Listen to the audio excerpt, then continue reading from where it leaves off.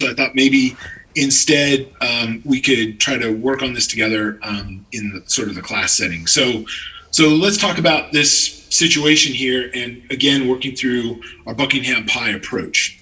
So we're given that we have a sudden contraction in a pipe. The diameter changes from D1 to D2. You can see that obviously D1 is larger than D2.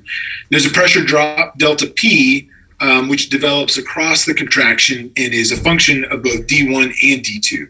Now, up to this point, note that we have kind of talked about D in general, but there's nothing that necessarily says that D1 and D2 have to be related here, right? Like it's not some fixed ratio or something like that.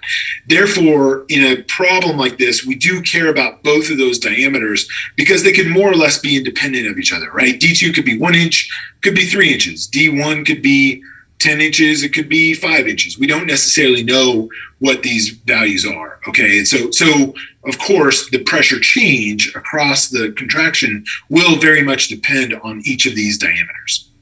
Okay, and then going back, so as well as the velocity V in the larger pipe. Now, if we're already including D1 and D2, we can relate the two velocities. So in this case, if we're accounting for both dimensions, we don't necessarily have to account for both velocities. We can just deal with V1 in this case, all right?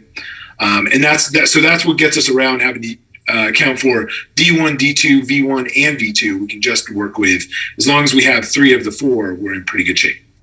And then fluid density, obviously, which has something to do with the inertial forces, and then viscosity, which has to do with drag or friction of the forces here. So what we're being asked to find is use D1, V, and mu as repeating variables to develop a pi term relationship. So in other words, pi 1 is equal to phi times, or phi as a function of pi 2, 3, 4, however many we need. So we'll go through the evaluation of that here in just a second. Why would it be incorrect to conclude that the velocity in the smaller pipe should be an additional variable? Okay, well, I sort of just explained that.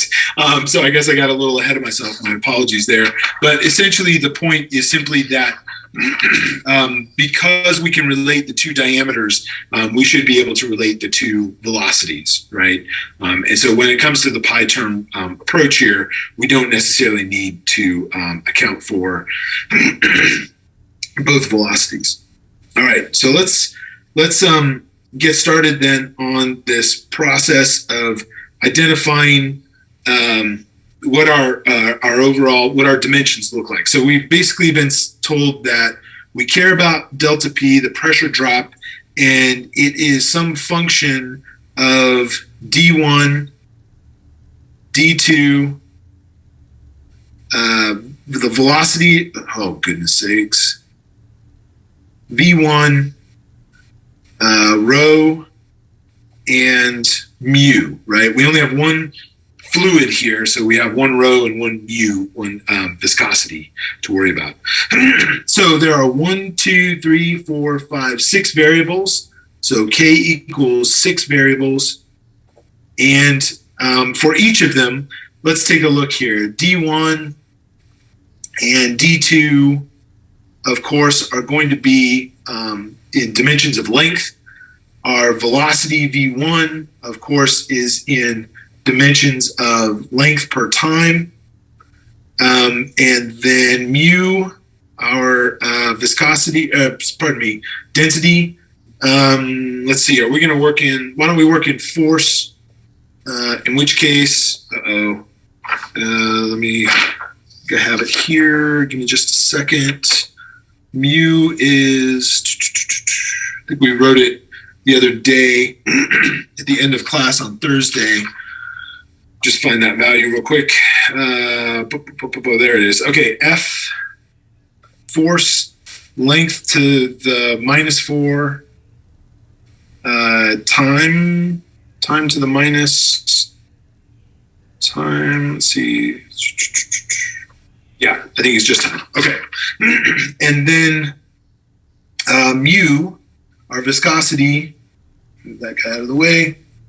Viscosity is in terms of, oh, sorry, this should have been squared. Sorry about that. So that density there should have a squared time component or dimension. Mu is f L to the minus 2 t to the 1, and put this guy down here maybe. And then what's our last one? Oh, delta P. In this case, it's just pressure terms, right? We're not, before we looked at pressure change per length. So our pressure term here is just force length to the minus 2, okay? So we have 6 variables, and we have 1, 2, 3 dimensions. I chose FLT. We could have worked in MLT just as easily, but all 3 of them are represented here. And so R equals 3, which means that the number of pi terms is equal to 6 minus 3 equals 3, okay? So we will have some pi 1 is equal to some function of pi 2 comma pi 3, all right? And we've been told that the repeating variables are D1, V, or V1 rather, in this case, and mu. All right. Now, in all of those, across those, we do have force, length, and time represented. So we should be in good shape. Like that seems like good advice that we are able to follow that. Okay. So, so those are repeating. So let's start with our pi 1 term.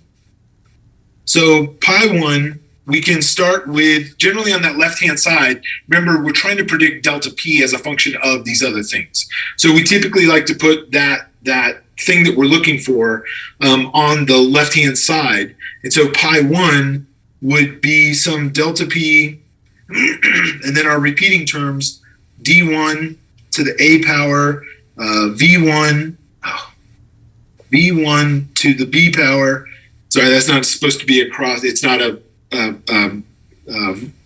volume, it is velocity here. V1 to the B power and mu to the C power, right?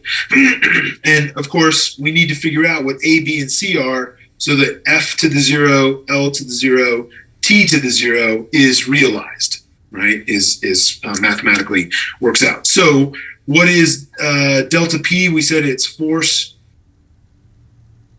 length to the minus 2, and then the dimensions of D1 are just length. Raise that to the A power. The dimensions of velocity 1 are length time to the minus 1. We raise that to the B power, and then mu, we have force length to the minus 2 times time, and that's all raised to the C power, and again is equal to F naught, or F to the 0, L to the 0, T to the 0. So how do we get these subs or superscripts to work out these powers? So for force, we end up with, we have 1 here, and then we have nothing in A, nothing in B, and then we have a plus C is equal to 0. And so that tells us that C is equal to a minus 1, right? Okay, well, from one equation, we got one unknown so far. Let's work through the other 2. For L, the length dimension, now we're going to end up with, we have a minus 2 here. So minus 2, we have a plus A, right? We have plus B, and then we have a minus 2C equals 0. Now, we know what C is. We don't know what A or B are, so we can't quite resolve this yet. So let's go to time. For the time dimension, we end up with nothing here, nothing here. We have a minus B there. We have time is raised to the C power, so add plus C, and then of course equals 0. Now, what this means is that B is also equal to a minus 1. Right? So if C is a minus 1, into this equation to satisfy this, we need to have B as minus 1 because it's got a negative in front of it. So those 2 work out, and this should allow us to solve for A being equal to 1, right? So if we plug into this, right here, -1 and a -1, we would get, with this -2 out front, we'd end up with A being equal to 1. So pi 1 is equal to, basically delta P is always in the numerator, whatever that non-repeating parameter is in the numerator. And then it turns out we also have this thing raised to the A, so D1 is in the numerator. And then we divide by, and we've got two things in the denominator, right? The whatever B is the power for it, so in this case that's V1. And then we have C as well, so that's, this was mu. Okay, so there's our row 1 dimensionless number that would go into this equation right here. Okay, so now we need to solve for pi 2 and pi 3, and we can do that on the next slide. I think maybe to save us a little bit of time, I'm going to lay out what pi 2 looks like, but I'm not going to go through the algebra of the system of equations. And I'll just note what the pi 2 value is, just to save us a little bit of time. You can go back and check with your own work to see if that works out the right way or not. And certainly if you have questions, feel free to ask, send me an email and ask. Okay, so pi 2. I have a quick question. Sure. Like, how did you decide that D1, V1, and mu were the pi 1 term? Well, those are the repeating variables. So they always have to be included in all three pi terms. They will show up. And Amara, that was defined right here. Use these as the repeating variables. So gotcha. One of the things that I think is super confusing myself is to try to identify the repeating variables. So those are always going to be given to you. And so, okay. And so in this case, what did we have? I think so. In this case, we had delta P, D1, D2, V1, rho, and mu. We know that D1, V1, mu are the repeating variables. So each of our pi terms then will have to include P1 or delta P is non-repeating, D2 is non-repeating, and rho is non-repeating. Okay. Yeah, okay. That makes sense. Thanks. Sure, no problem. Okay, so now pi 2, let's use the second one of these. And it's just easiest to work in order. So the way I wrote these out, now let's put D2 as our non-repeating variable. So this is going to be equal to D2, and then we need to include the three repeating variables, and each one of these will have that A, B, C exponent. So now multiplied by D1 to the A power, V1 to the B power, and mu to the C power. And obviously our goal again is to get F to the 0, L to the 0, T to the 0. And what this comes out to in dimensions is L times L to the A times, let's see, L T to the -1 raised to the B power. And what do we have? This is mu is in force, lengths per length squared, time, raise all that to the C power is equal to, again, F to the 0, L to the 0, T to the 0. And what you should find is that A comes out to be -1, B comes out to be 0, and C comes out to be 0. So I'm skipping the part of creating those three equations and three unknowns. But what this boils down to then is that pi 2 comes out to be D2 over D1. And of course, both of those are length, and so dimensions of length. So that 2 is a dimensionless number, right? We can sort of identify that pretty easily without having to do any math to sort of figure that out. Okay, let me just change up my color here to work on pi 3. Let me go through about the same level of detail here for pi 3. So now we're going to use our repeating variables again, but the other one that hasn't repeated is rho. So we will now include rho and then D1 raised to the A power, V1 raised to the B power, and mu raised to the C power. And of course, we want this to be F to the 0, L to the 0, T to the 0. And so now our dimensional analysis looks like this. We have force, length to the -4, T to the t squared for rho, and then we have length to the a power. The dimensions of velocity are length times the -1 raised to the b power, and then mu is force per length squared times time, all that raised to the c power. Again, we need to figure out a, b, and c so that it is satisfied that we have f to the 0, L to the 0, t to the 0 power.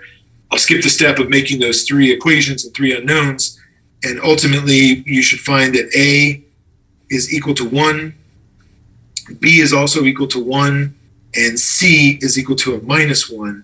So pi 2, or 3, pardon me, is now we're going to have rho, our non-repeating variable, in the numerator.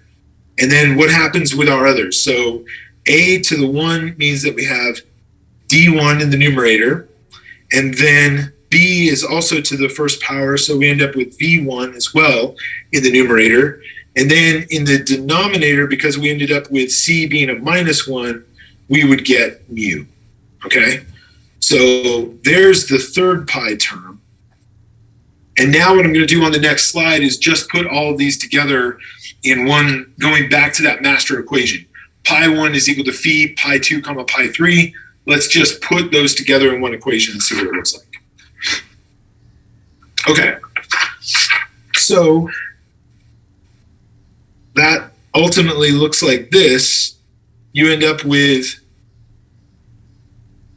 pi 1 is equal to phi, some function of pi 2 comma pi 3. And when we substitute in these values, we found delta p, the pressure, times d, oops, let me make sure I get the right d on that one. Should be d1. I didn't have the 1 indicated in my notes. Divided by v1 times mu is equal to phi of, and then we write these out, d2 over d1, comma, rho d1 v1 over mu. So what this means is that if you were an experimentalist and you wanted to figure out the relationship among these groupings, you would conduct an experiment at maybe different pressures, or you would read the pressures for different diameters, velocities, or mu's, what have you, and you would come up with this dimensionless grouping on the left-hand side and quantify that.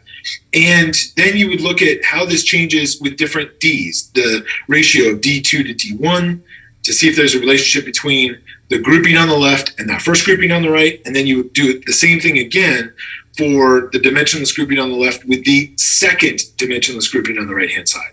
And sometimes there is no relationship at all. Sometimes there is one. And so we'll talk about that in a minute in an example I have queued up here. But the dimensional analysis at least takes us to this point of having put all of these together to explore the right relationships that might exist. Okay? I have just one question. Sure. Is there any way to tell which ones you picked as the repeating variables? Yeah, I mean, so the recommendation is generally like the simplest ones, which is a little bit hard to identify. And so, for example, I mean, let's just go back to this one real quick. We had, we needed to have, in our repeating variables, we need to have all three: force, length, and time represented.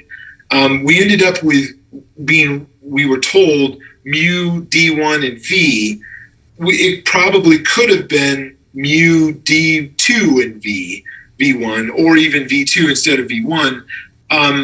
But for whatever reason, like, this is where I've kind of struggled with the Buckingham pi approach. If you chose a different approach, like you used rho instead of mu, ultimately I think you would find out, you would work through it and find out it didn't work. So you'd kind of get to a dead end and then come back and have to start over and say, okay, I can't use that as a repeating variable. Let's use this instead. So what I'm trying to indicate to you is that in the exam or anywhere else that you see a problem like this, you should get this kind of a statement to guide you as to which should be the repeating variables. Does that help a bit, Magnus? Yeah, thank you. You bet.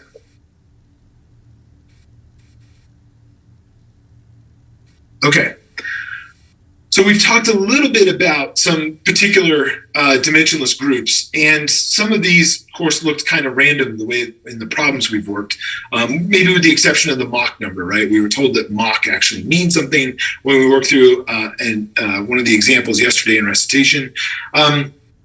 These common dimensionless groups are really pi terms from particular problems, but they are so common that we give them these sort of special names, typically after whoever identified them back in the day, and can use them over and over. And rather than saying, oh, you know, this pi group that has this, this, and this in it, you say, no, the Reynolds number, the Mach number, the Weber number. You know, these are identified now as sort of summarizing phenomena that we may care about in other parts of fluid mechanics. So I'm just going to walk you through a handful of these. And I just want to point out before we get started that in a lot of cases, I'm going to write the equation, and then next to that, I'm going to interpret it as like inertial energy divided by kinetic energy or something like that.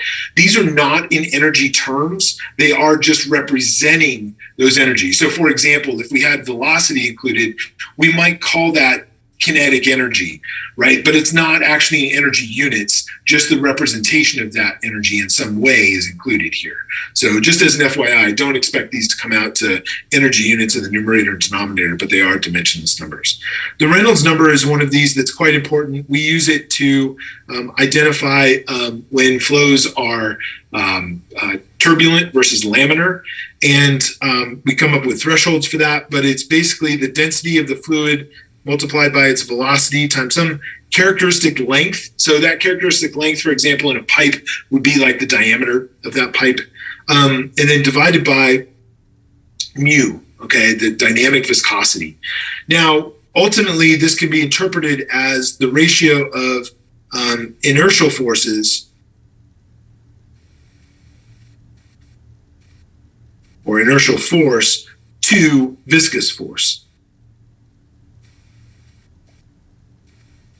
Right? Again, these are not in force units, or energy units or whatever. They are dimensionless, but we can convert these to some sort of energy or force representation if we wanted. These are the Reynolds number is typically used in lots of different types of fluid dynamic problems because we care about whether we have laminar or turbulent flow. We may treat the use of these differently.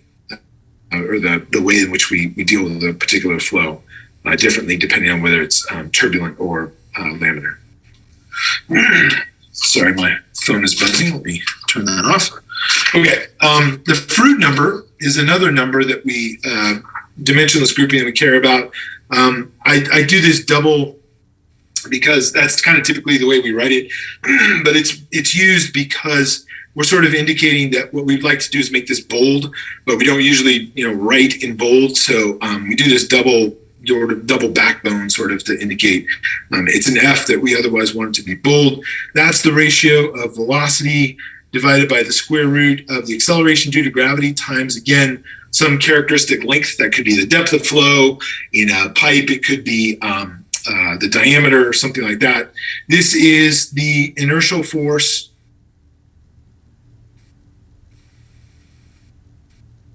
ratio to gravitational force.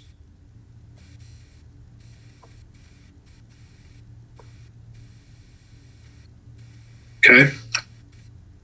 Flow of the free surface is generally the way in which the Fruit number is used, and we use it to think about how energy will change if we go through some flow depth change, for example. That's something you'll get into in hydraulics.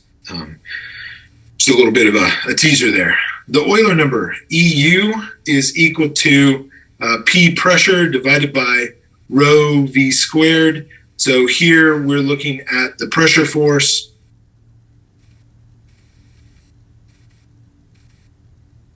ratio to the inertial force.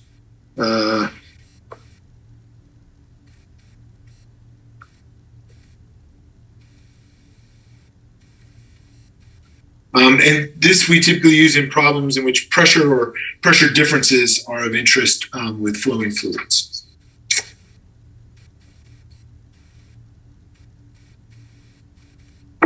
With the short time left in this class, of course, we're not going to put all of these to use. I'm just providing them as sort of an overview as common pi terms that come out of this Buckingham pi approach. The Chaucy number is CA, and it is equal to the ratio of rho v squared over E sub v, where E sub v is our bulk modulus of elasticity.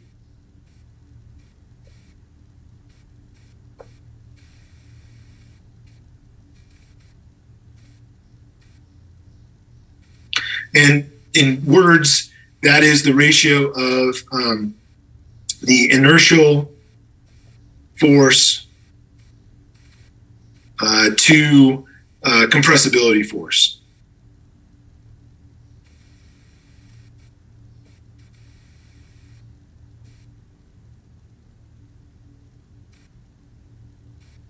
So more commonly used with gases than liquids necessarily. Flows in which the compressibility of fluid is important. And then the Mach number we talked about a little bit yesterday, MA, it's equal to a velocity divided by the speed of sound. And in this case, we interpret that as, again, inertial force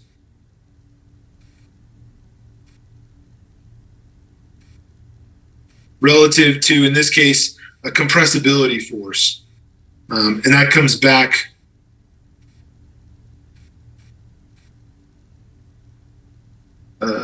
mostly to gases. So slightly different with this representation using the speed of sound in the denominator rather than the bulk modulus of elasticity. So flows in which the compressibility of a fluid is important. So this is the same for both, or the use of both of these. But in general, that Mach number is something we use for like jet airplanes and things like that, right? When you're going faster than the speed of sound or less than the speed of sound, we can put that in a Mach number and recognize what that's equivalent to. Okay, just I think these are the last two. The Strual number is represented as ST. It's equal to omega times L over V, where these are now, remember, go back to the rotating sprinkler heads. Omega here is the velocity of that sprinkler head, and V would be like that whole sprinkler moving somehow, right? I don't know if you've seen the sprinklers that they look like a little tiny tractor, and as they whip around, they're also slowly sort of rolling across your lawn when you use those. That would be like these two velocities here. One is that local velocity, and the other one is more of a convective velocity. And so this is a local inertial force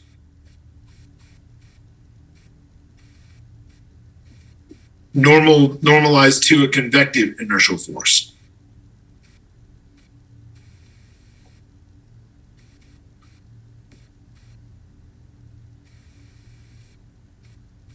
Okay, so unsteady flow with a characteristic frequency oscillation, or something like I was thinking when I was writing out my notes, I was thinking of from the Austin Power movies. Isn't there a scene where Mini-Me comes out and he's in space and he's sort of spinning, but he's also moving at the same time? So if that chair is spinning, that's sort of the local inertial force, and the fact that the chair is also moving through space is the convective inertial force. That would be one way to think about it. If you want to stick with the Mini-Me sort of view, that's totally okay.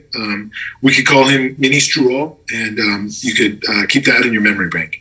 All right, the Weber number, WE, is rho v squared L, some characteristic length, divided by sigma.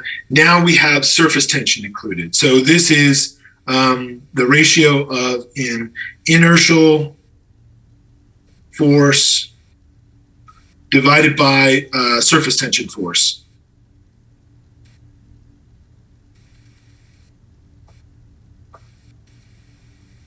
Okay, and the inertial force here, clearly something is moving.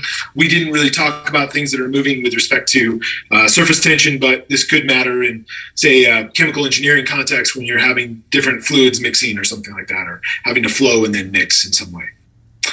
All right, let's set those aside now and think a bit about what we do with these dimensionless numbers after we bring them together. So whether we've identified our pi terms in the Buckingham pi approach, or whether we're using them, some of these common dimensionless groups that we've just defined on the past 3 or 4 slides, we need to think about how we put them to use. All right. So let me do that with a little bit of an example here. So one of the most important uses of dimensional analysis is aiding in the efficient, I misspelled that, handling, interpretation, and correlation of data.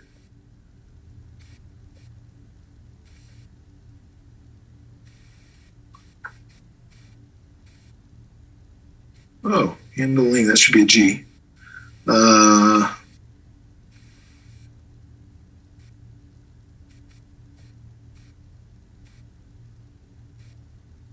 Okay, so on the right-hand side, what we see here is the Reynolds number on the x-axis for a model or a full-scale mock-up. We're not really given that information, but if we had the information, we knew what fluid it was, we knew the velocity it was going, and we knew the diameter it was flowing in, and of course, whatever fluid it is, it has some viscosity. We can calculate the Reynolds number, how it changes with velocity, and then relate that to this other dimensionless grouping, which is diameter times the delta PL, that change in pressure with length, divided by rho v squared, right? So we could measure all these things, and you can see that there's some kind of a relationship that comes out of that.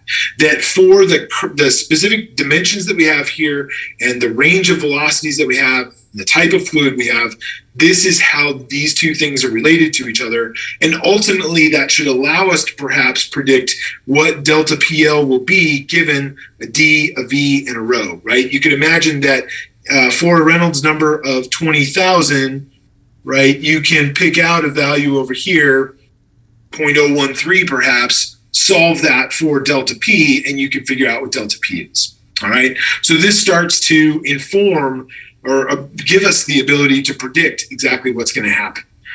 For example, the experimental functional relationship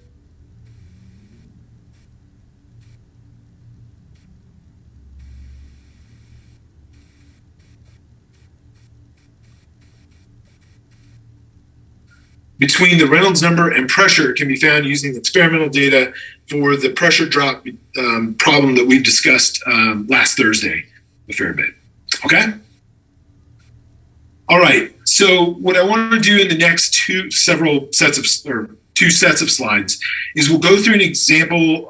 It was, again, supposed to be an exercise that you guys work through, but in the interest of time, I think we'll work through it together. We're going to do what we've done before, identify pi groups and so forth, and come up with this equation, pi 1 is equal to phi, pi 2, pi 3, whatever. And then what we're going to do is say, okay, now I've got some experimental data. We've already identified the pi groups. How do they relate to each other? Okay, so this is kind of a two-step process. So let's start the first step, because you guys can probably already do this fairly well by now. Sorry, I forgot about this. Oh, sorry, you may have had this one showing on your slides. This is just if we log transform the two axes, we end up with a straight line, right? That curvilinear line told us that it was a log normal relationship. This one confirms that because it's a straight line in log space. So it would be a power law relationship between the two. And if we can fit that line has an equation to it. This is your X and this is your Y that you could basically put together. And we'll talk about that in the step beyond this exercise. Okay, so first of all, in this exercise, we're asked, as shown below, you have a rectangular barge. It floats in a stable configuration, provided the distance between the center of gravity and the object, or the boat and the load, the center of gravity of the object, the boat and the load, and the center of buoyancy, C, is less than a certain amount, H. If the distance is greater than H, the boat will tip over. So we want to assume that H is a function of the boat's width, B, length, L, and draft, H, right? So draft is how deep it is in the water here as it's floating, and B is the width. So we're looking at this from the side. And then here's our H, the difference between the center of gravity and the center of buoyancy, right? Okay, so how are we going to put all this together? the one thing I'll note is that B is repeating. So that's our repeating variable here, just to provide that as a given. Now we've got 1, 2, 3, 4. So H is equal to some function of B, L, and H. And of course, B is our repeater, right? So we've got 1, 2, 3, 4. K equals 4 parameters. Now let's think about the dimensions of these. B, of course, is going to be in length. L is also going to be in dimensions of length. H is going to be in dimensions of length. And big H, capital H, is also in dimensions of length.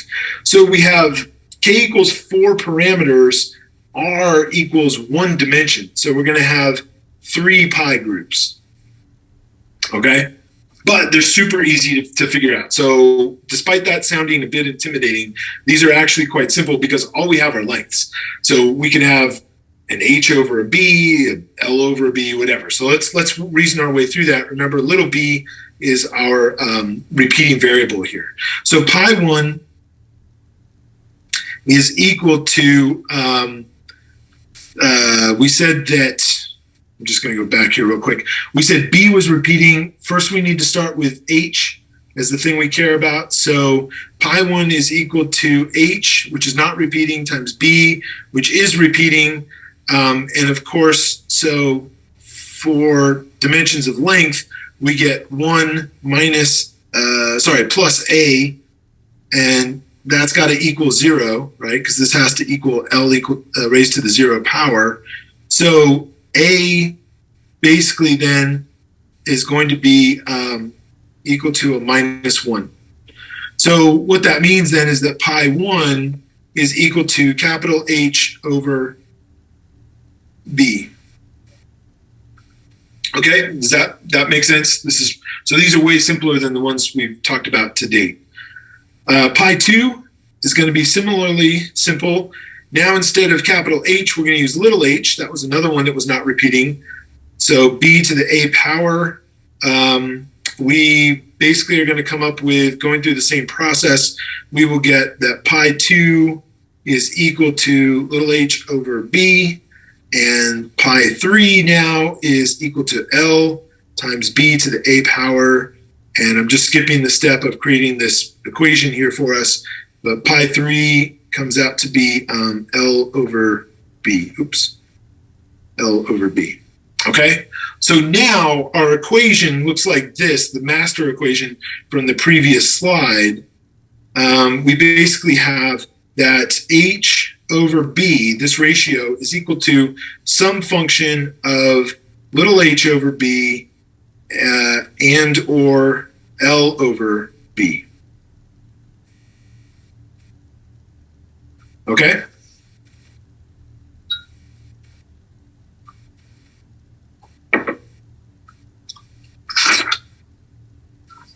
Okay, so keep that in mind for just a moment as we now switch gears and say, okay, now let's say that we've got this, some data, all right? The results of some experiments with a model barge with a width of 1 meter.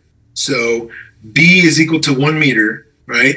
We didn't change B. We had one 1 meter width barge that we could do some experiments with. And we modified L 2 different ways. We have 2 meters and 4 meters for L. We modified little h from 0.1 to 0.35. And we modified big H, came out, it's 0.833, 0.417, and 0.238. So we put these combinations of these together.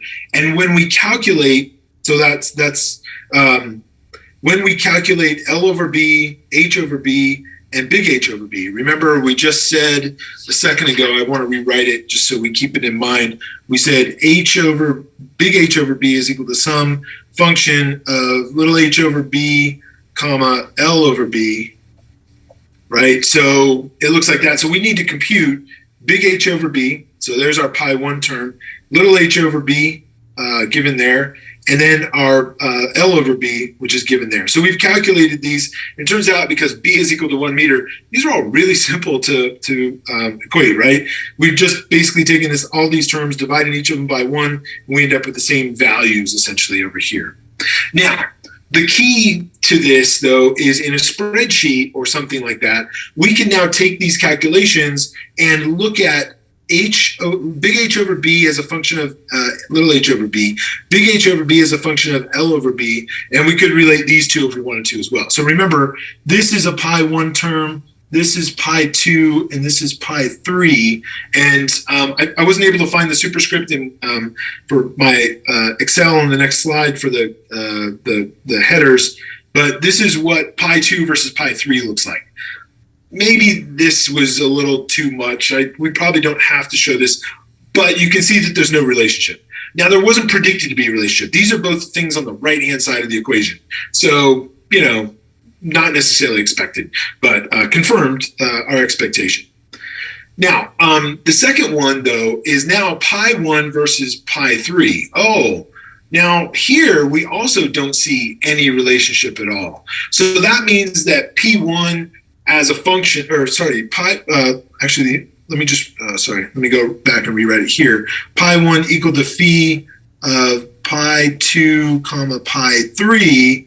When we look at pi 1 versus pi 3, not much going on there at all, right? Like there's not a solid relationship there. However, when we relate pi 1 to pi 2, now you can see something has developed, right? We could try to fit a line through this, but it turns out that if we use a log normal plot or a power law plot here, we end up nailing these, right? So r squared equal to 1.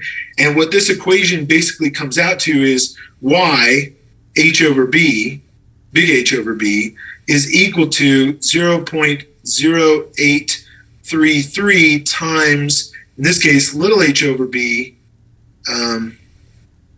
to the minus 1 power. Or we could have just written that as b, little b over L, essentially. Okay? So that's the way in which, so it turns out that there was no relationship between pi 1 and pi 3. That's okay. I mean, the Buckingham pi theorem does not necessarily tell us that every one of these are going to be related to each other, because part of that function could be, you don't really have to worry about one of these terms, but you do have to worry about the other one. So in this case, we had to worry about one of them and not the other. And clearly this comes out with a really solid relationship, again, for relating these two. Now, real quick, just as an aside, I did plot all of this in Excel. It was fairly straightforward to go from this step to when I was at this step, I could right click on the data points, one of the data points. And when I did, I got options for fitting a curve to the data, and then you can choose what type of curve you want to make that. Is it linear? Is it exponential? Is it logarithmic? Whatever it is, Excel will figure it out. And then you can also choose to show the equation for that line and the r squared. So in this case, I just selected all three of those options, and boom, I get a really nice fit that helps me solve this. Now, I could have found some other way of trying to figure out how all these things are related to each other, but Excel is a powerful tool for being able to do some of these things. Okay.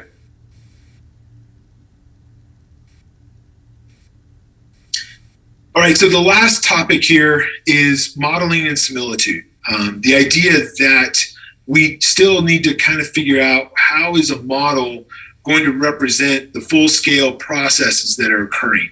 And again, we want to focus on these dimensionless relationships. How will they guide us? So in engineering, we're often interested in predicting the system response to some proposed change.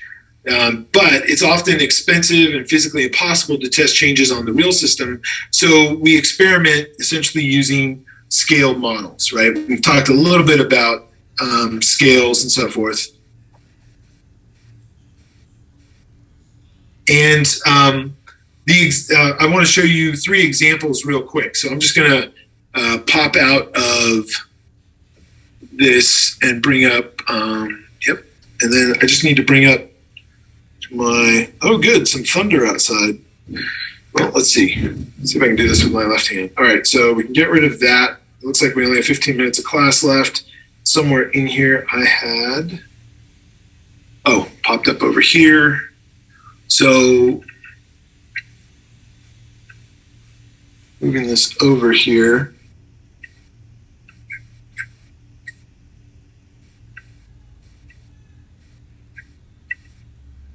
All right, so we're looking at, a town of some kind of a layout. Maybe it's a campus. Obviously, these are kind of scaled buildings.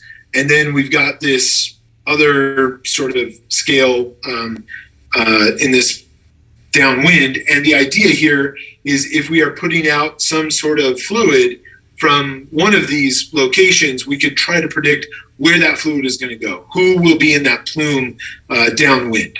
Right, so that's a simple way that we could use to try to predict perhaps concentrations or exposure to some of these releases.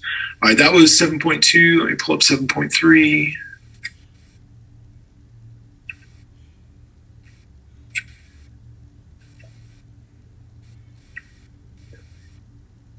Okay, let's make this one big enough to see.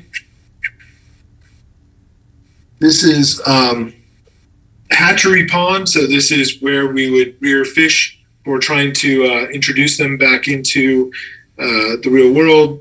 This might be the model that's developed, right? So if we want to think about how long it takes for, creating inlets, how much our flow is going to be, we could simulate these and look at flows. Like, for example, the fish that are being reared maybe can't be in an environment with a velocity of a particular threshold, something like that. Then we could work on this design in a model way before we build the prototype.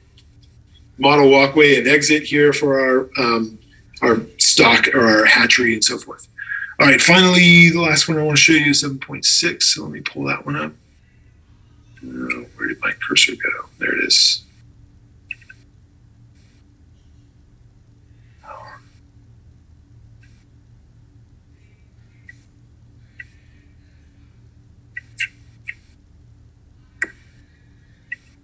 Okay, now in this case, we're looking at, like a bridge crossing with a bunch of material debris that's going to get caught on the footers, right? So, this is some simulation of a scaled representation of the real world, and all this debris is at some scale as well, right? So how big are the forces maybe that are going to impact the bridge and its structure? Will it potentially fail and so forth? These are the kinds of things that we could assess potentially in the model domain so that we don't risk an expensive investment in the real world. All right, let's go back to our, and by the way, this of course is all too familiar to anybody who's lived around Boulder or Fort Collins in the past, say 7-ish years or so, 6 years with the big floods that we had in 2013. There were times here on the Poudre, it took a while, but the city eventually shut down a couple of the bridges that crossed the Poudre, which sort of isolated North Fort Collins from the rest of town. And this is what they were concerned about. Not as much the overtopping as collecting a bunch of debris that could cause the bridge to fail in some way catastrophically. Okay, so let's go on here. So how can can you design a scaled model that accurately predicts system behavior? Well, ultimately, what we're trying to use are these scaled models, and we can get my pen going again. The answer is to use dimensional analysis principles, where ultimately we are going to be looking at specific relationship here, where we would say that pi 1 is, of course, equal to pi or some phi of pi 2, pi 3, etc., all the way to some pi n, right, for a given system. Right, so the relationship requires only general knowledge of important system variables. The relationship should apply to any system governed by the same variables, but the smaller model we expect that we're going to create some smaller model with similar behavior. So how do we dictate what that similar behavior is going to be so that we can have the power of prediction? All right, so what we want to do is come up with a dimensionless relationship for the model to be similar to what is given in the real system. So we would say perhaps pi 1m, where m designates the model, is equal to some phi of pi 2m, pi 3m, etc., all the way to pi nm, right? So we would have these set of pi terms, and they would go out as far as they need to based on k minus r. But we expect that the model is somehow going to be predictive of the real system. And so what we mean by that then is that, one, similarity will require that all of the corresponding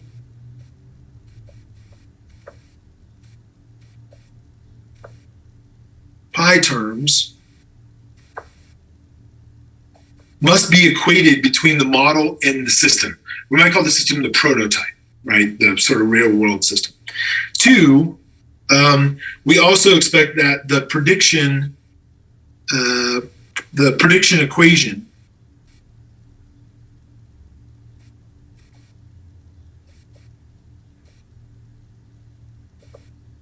must have the same function for the model and the prototype. So in other words, whatever relationship we come up with the model has to end up being valid for the real system. How do we know that's the case? We may not until we really build out the prototype and test it. At this point, we probably have an awful lot of opportunity to look back at examples that others have produced to be able to determine whether we're going to be fruitful or not in that approach. But there's still a lot of value to doing this. So what I'm going to do is wrap up these concepts of similarity. Complete similarity is a function of three types of similarity. The first being geometric. We'll go through those, but it looks like I won't have time for the last example here, which is kind of working through a couple of these bigger Buckingham pi approaches.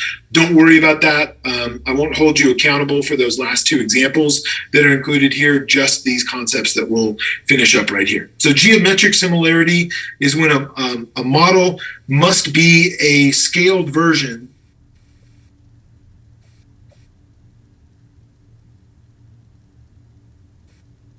of the system, including the finest features of the system, such as surface roughness. It's weird. Surface roughness.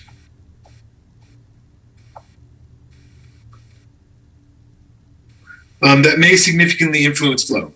This is achieved by mostly accounting for important lengths, right? The length dimension of the model and the real world system, 1/10, 1/20, whatever it's going to be. Then there are two other types of similarity. One of them is something we call dynamic similarity, and the other one is kinematic similarity. So let's define those. Curious. All right, dynamic similarity requires that the ratio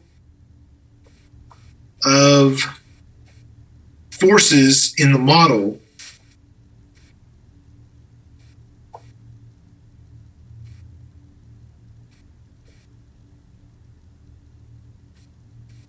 and the system be the same. So in other words, dynamic similarity is something we're often going for when we think about the ratio of these different forces, like we talked about with those dimensionless groupings earlier. This is achieved by equating important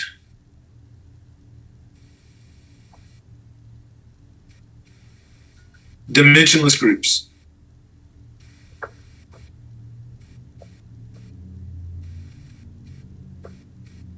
Oh, I guess I have groups in there already. So in other words, this is thinking about the Reynolds number, the Froude number, the Mach number, those kinds of dimensionless groups that are already defined. Kinematic similarity is when we have corresponding velocity ratios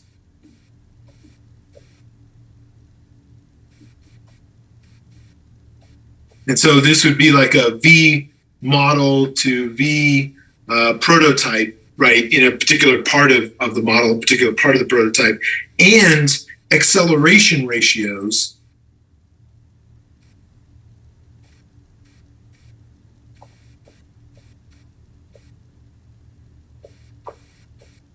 A sub m, let's say an acceleration in the model domain divided by an acceleration in the prototype domain are constant in the flow field. Okay, so the values don't have to be identical. You don't have to have the same acceleration as in the model as you do in the prototype. You just have to have the ratio of them be the same for, let's say, different parts of the system. Okay, finally then, I just want to provide one little note of caution here on this concept, which is that given geometric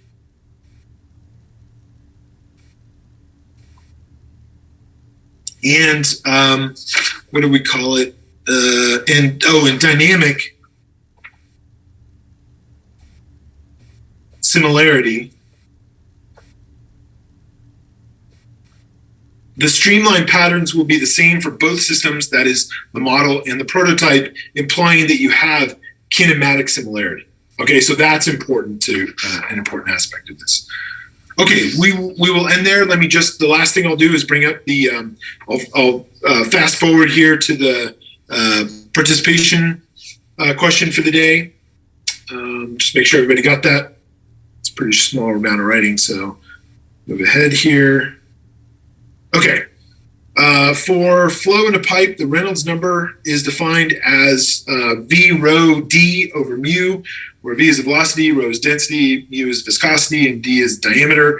Expressed this way, the Reynolds number can be interpreted as one of these four options. So go ahead and get started with putting your vote in. We did cover this a couple slides ago, so you're welcome to go look at that if you'd like.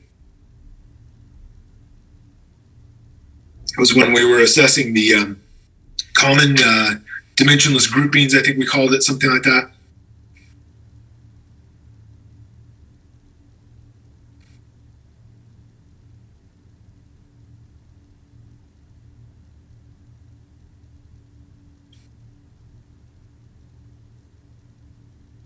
Okay, we're at 66 and 35 seconds. How are we doing on?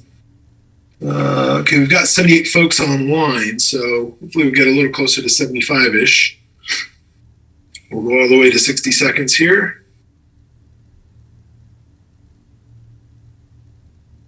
Nine more seconds, try to get your voice heard.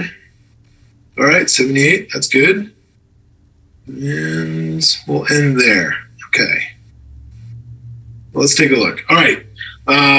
Looks like the most popular vote here, and I appreciate that E was not one that anybody chose, but the most popular was B, the ratio of inertial to viscous forces, which is indeed correct.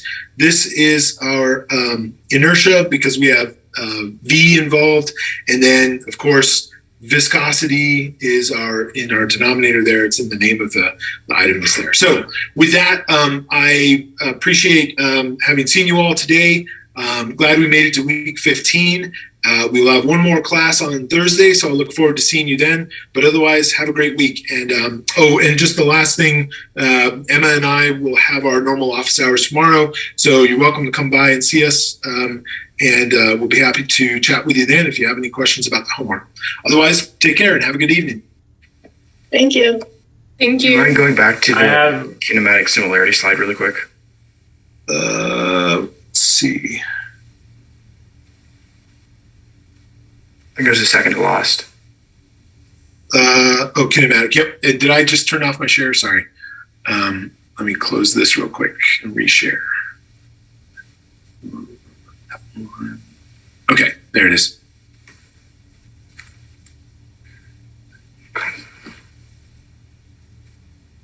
Thanks. You bet. No problem. Any other questions? Will there be posted any practice final stuff? Yeah, I'll post that. I think I committed to doing that by Thursday. I can't remember if I said tomorrow or Thursday, but yeah, I'll get that posted. And then the idea is that there won't necessarily be solutions to those, but that's what in part the extra office hours on Friday can be. If you want to take a shot at working through them, and we can talk through them on Friday. Okay. Yeah, so you won't have any chance to post them before that. It's just because I have 4 finals coming up and I have to try to distribute my efforts. Yeah, understandable. I've collected some of that info, but I probably not going to have the time to put it together until tomorrow night or tomorrow at least. So I could probably get it posted tomorrow night, but that's probably the earliest I'm going to be able to do it. Okay. Well, thank you anyway. All right. Yep. No problem. I just had a really quick question about determining which variables are repeated, because like in part 3 of homework 12, it doesn't, like, part 2 kind of guides us to like see which ones are repeated. Part 3 doesn't really do that, so I was wondering if there's like a method. Oh shoot. Yeah, it's a little bit gut sense. Yeah, sorry, I didn't realize I didn't have those defined for you in part 3. Let me see, I just grabbed my homework, but I think I've got it completely out of order. I don't know what I did with part 3. Okay, here we go. So sewage filtration plants. Okay, so you've got W, mu, volume, and G, the velocity gradient. Okay, so you definitely want to include, so W is the thing you don't want to have repeating, right? It's the thing you're looking for functions of. And then, sorry, did I miss it? I just said it right. And there's only one pi group, so that you're done at that point. If you pick W as the non-repeating, then. Okay, sweet. So we have like W is a function of mu, volume, and G. Yeah, that should be right. Okay, sweet. Thank you. You bet. Yeah, I guess repeating once isn't really repeating, is it? Yeah. Hi, Sophie. Hi, I just had a quick question on the first extra credit. Okay. I was just wondering if you'd finished grading those, because I was looking at them. No, I haven't. I'm probably halfway through. It turns out it takes a while to read everybody. So okay, yeah, no worries. I'm sorry. I'll probably be last, but Sophie, I probably should have started that one at the bottom of the alphabet, but unfortunately it was a W. We must have I think there are like 20 people whose last name starts with an A in this class. Oh no, really? So it takes me a long time just to get out of the A's. But by the time I'm in F's, I feel pretty good. So, yeah, sorry about that, Sophie. No, I'm going to try to get good. those done soon because I don't want them hanging about. But at the same time, I want to get you guys the information. So for sure. Thank you. You bet. No and then I had a question about number 5 in the extra credit, but I can also come back for your office hours tomorrow if you'd rather me do that. Yeah, I need to jump to another meeting right now. So if you don't mind, that would be awesome. But or you can send me an email if you want. I'm happy to respond. Okay. That sounds good. Thank you. Okay, you bet. Take care. Bye. Mohammed, did you have any questions?